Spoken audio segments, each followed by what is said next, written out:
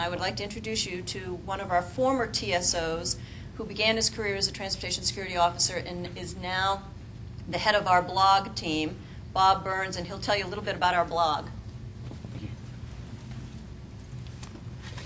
I was a former TSO and actually a BSO out in the field, or a BDO in the field for a long time.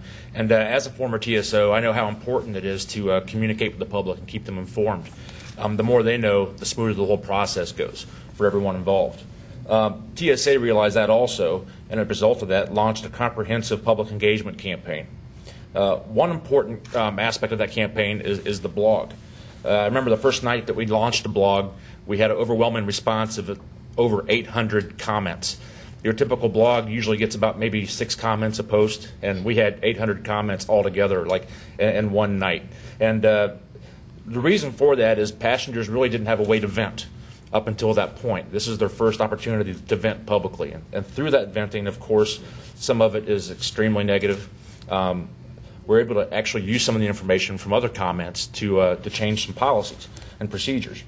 Some of the stats so far, we've had over 642,000 unique visitors, almost 17,000 comments on our blog.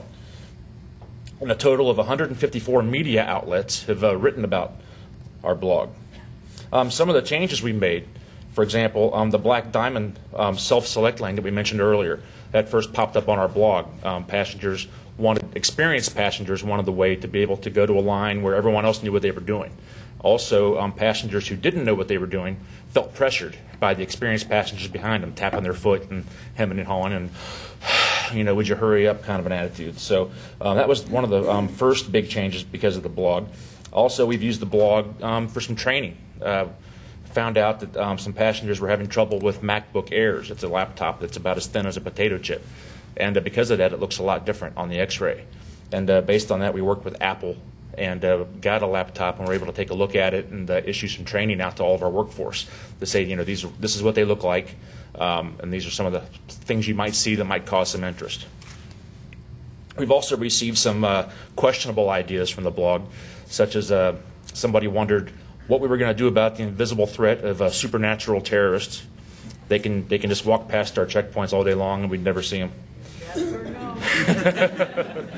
So another passenger wanted us to ban nail clippers because she's tired of being hit with stray nail clippings on the plane by other passengers.